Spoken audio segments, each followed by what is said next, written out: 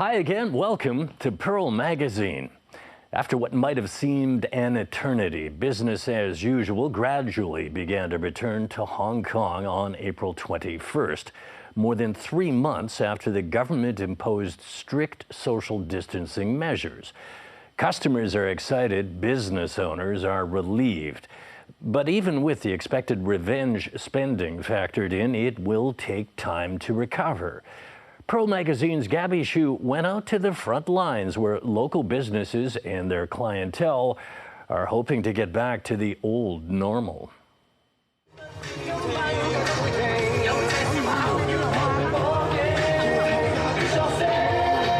was very excited, very happy, very happy. It's the first day of reopening at Ocean Park. Jasmeet is here with her friends. The last time she was here was 3 years ago. Very long time ago, 2019 then. At the end of March, Chief Executive Carrie Lam announced that social distancing measures would be relaxed starting April 21st. I'll come to the point about the precautionary measures and the capacity building that we have done over the past 3 months, which enable us to manage a possible risk of and rebounding cases. The easing of measures would be carried out gradually in 3 stages. This theme park was included in the first stage. People haven't seen our pandas, haven't seen our animals for a long time. So I think in the coming weeks, we look forward to welcoming back our family guests, our children guests. The theme park's chairman, Lau Ming-Wai, says they expect a bit of revenge visiting. Combined with the park's 45th anniversary, they're offering promotions.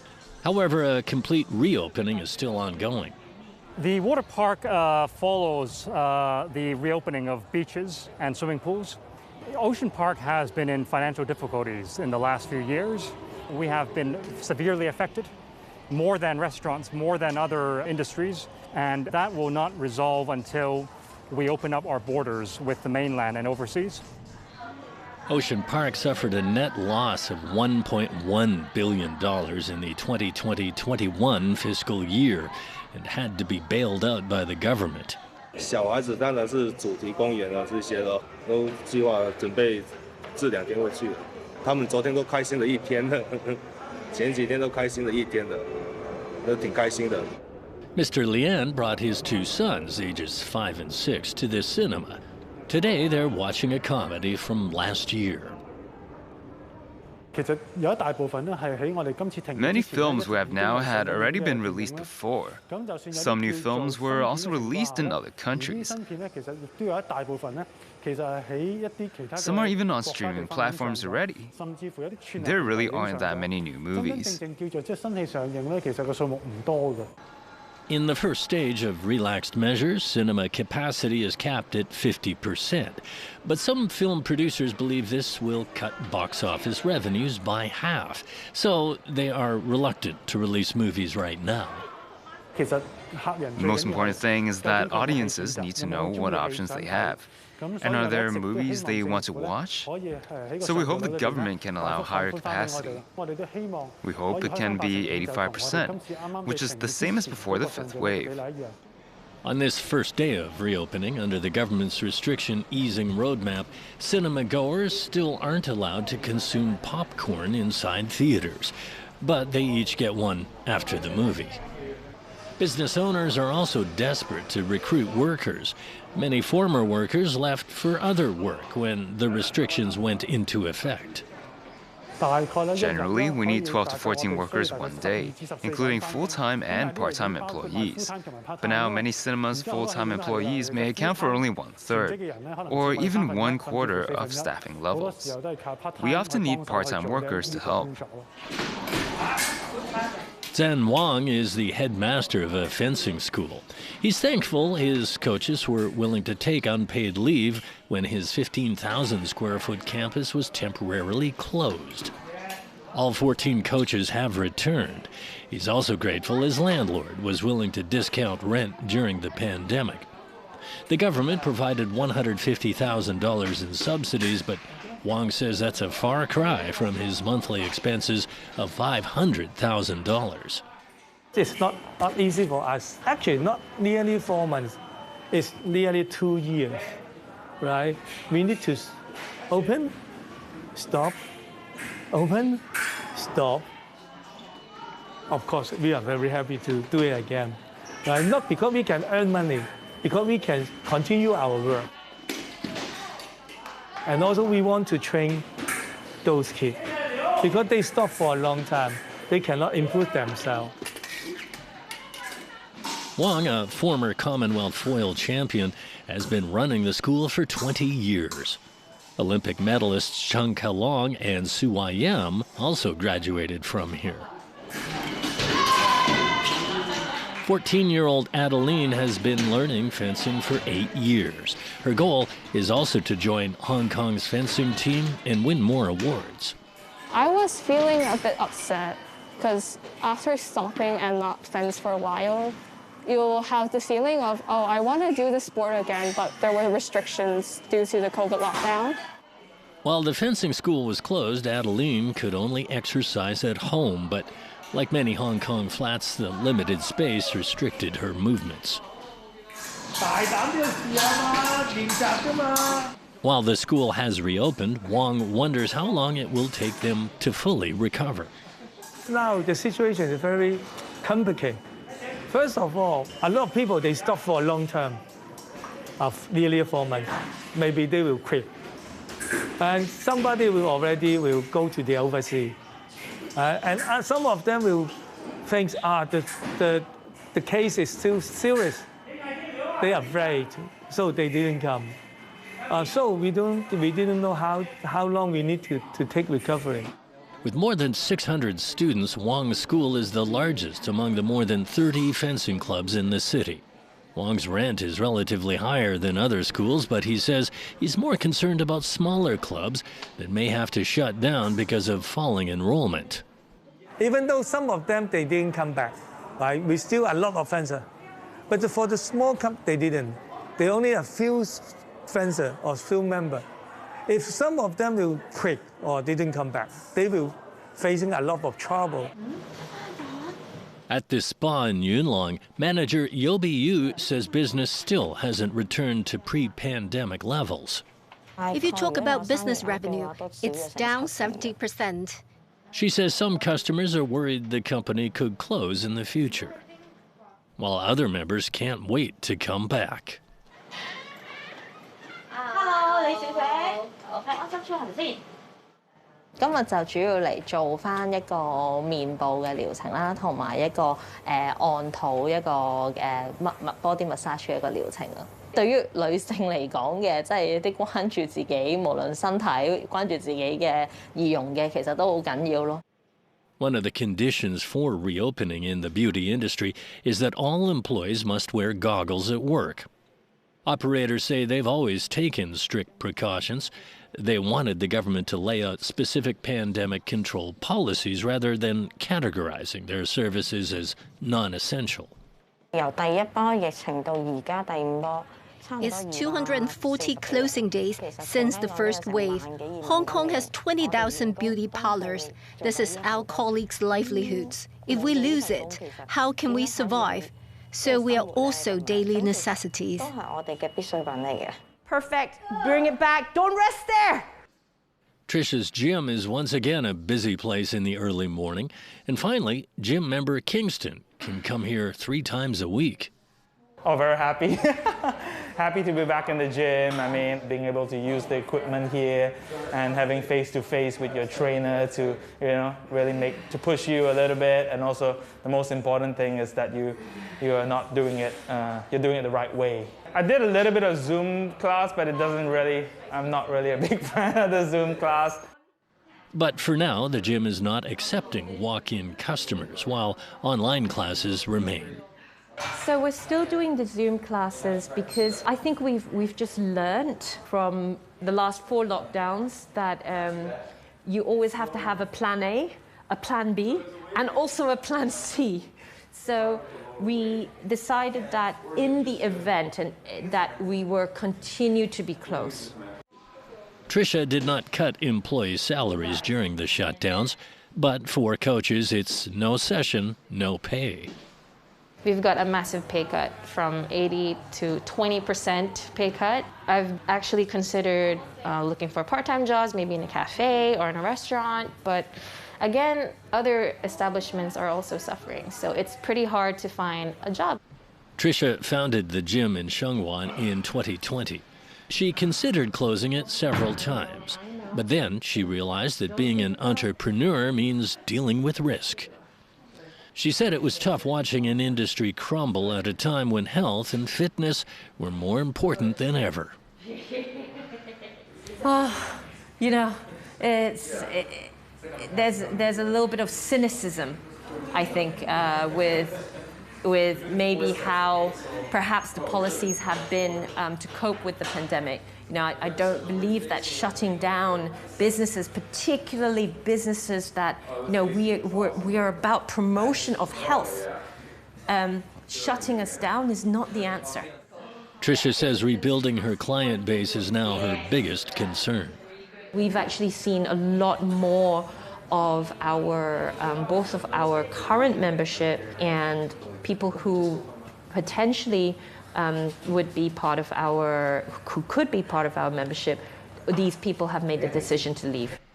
With membership suspended for nearly 4 months, the gym now needs to play catch-up for more members if it is to survive.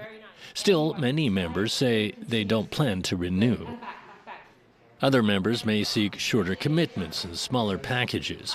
If there is another wave of COVID and another shutdown, Tricia isn't sure she can continue the business and life in this city. I came here in 2008, loved it, stayed. You know, you definitely need resilience to stay in Hong Kong. I think right now you need you know, kilos of resilience to stay in Hong Kong, especially if you're not, you know, if you don't have family here and you don't necessarily have that, you know, the ties, the ancestral ties to the place. But you know, Hong Kong has been my home for 13 years. I've lived in Malaysia, Australia, some time in New York, and really, you know, I felt more at home in Hong Kong than I have in other places. So it would be an extremely difficult decision to make if I were to leave Hong Kong. When we come back, thirsty patrons are waiting just a little longer before the taps reopen. Stay with us.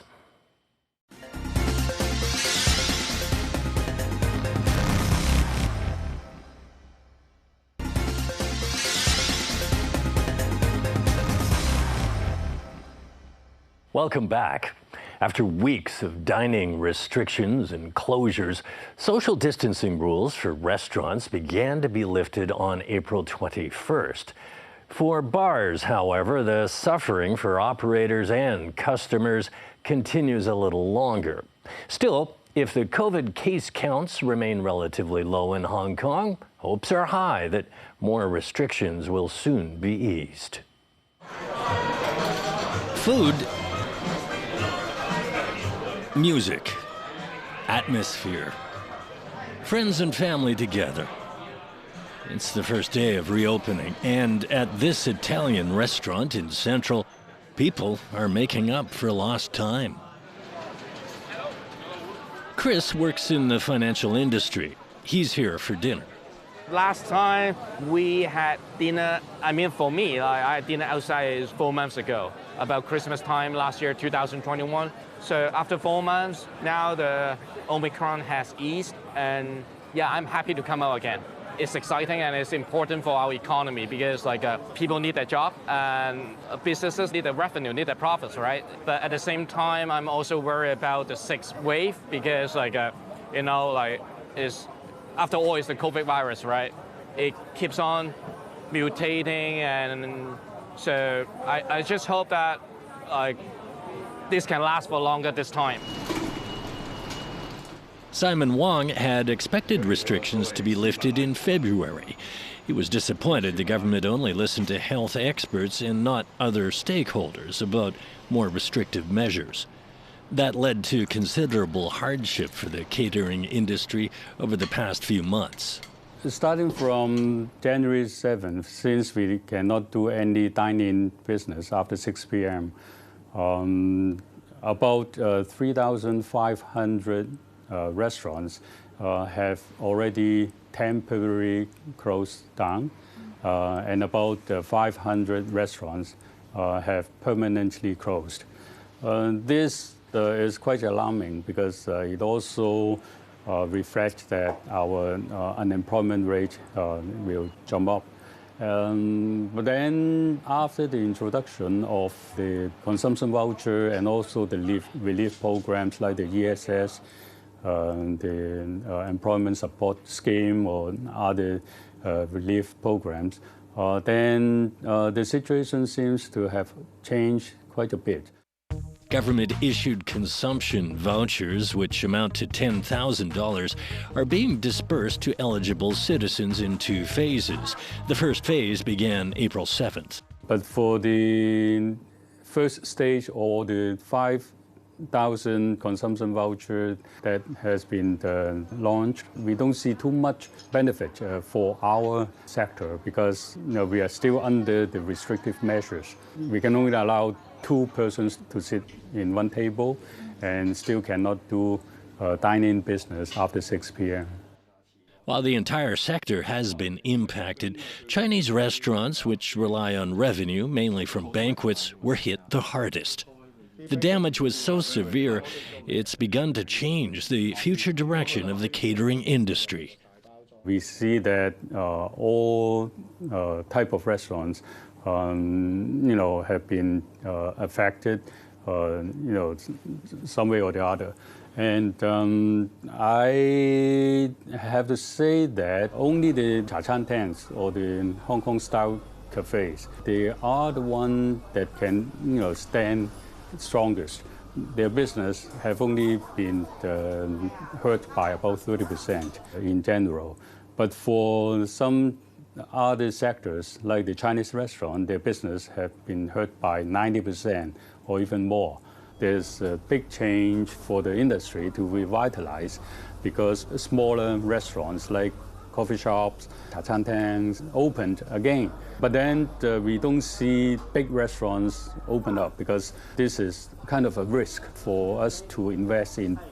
The fifth phase actually is harder to hit our business because this is the pre-season for Chinese cuisine, and the takeaway is not suitable for us to provide to the customers because it will affect our quality. Charles owns 9 restaurants, including this one.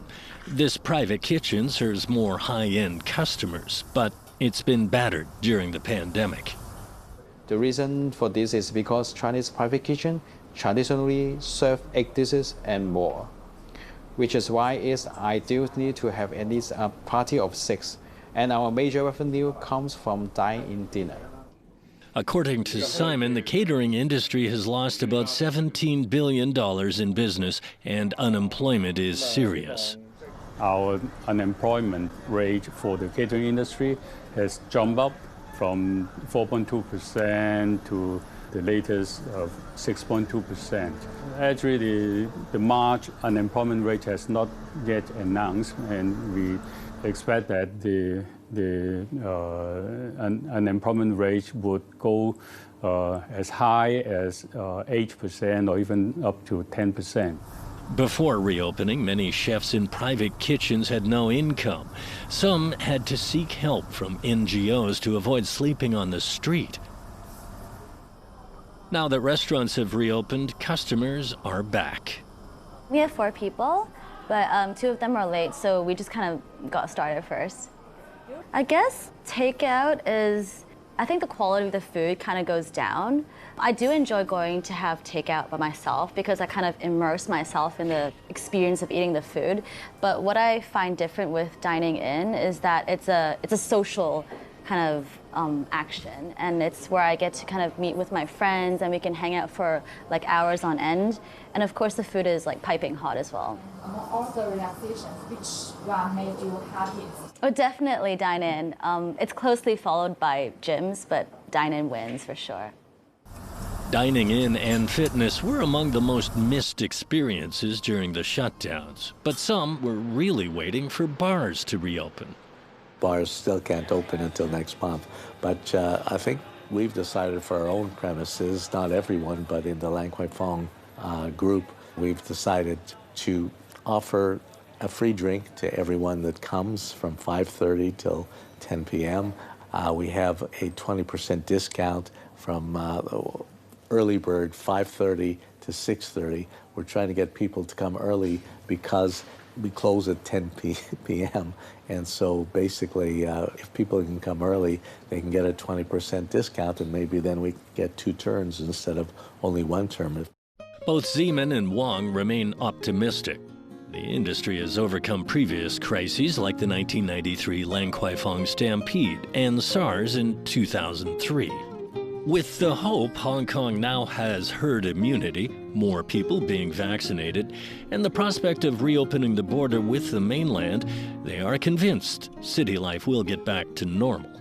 You can say that crises come before opportunities, but I would also say that opportunities come after crisis. Because you can always find a way to survive. Then if you meet the crisis, then you find the way so you can stay afloat. But for bar operators, it's hard to be optimistic.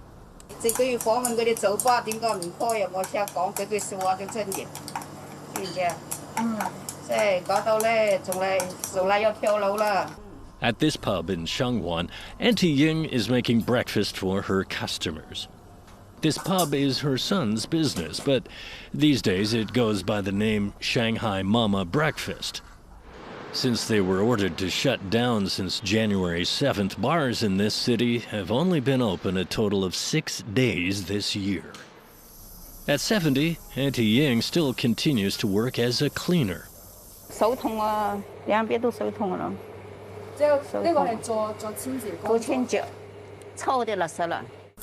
She wanted to see if selling breakfast could earn the same as working as a cleaner, but there aren't many customers.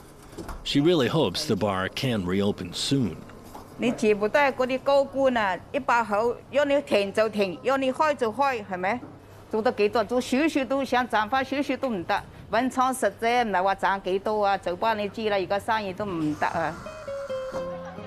With the number of daily COVID cases remaining near 300, officials announced that more restrictions would be relaxed from May 5th, just ahead of Mother's Day.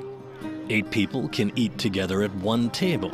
Swimming pools, beaches, and water playgrounds are allowed to reopen. But as many other desperate business owners hang on for a further easing of restrictions, some wonder if it will be too little, too late. That's Pearl Magazine for this week. Join us again, same time next time. Bye for now.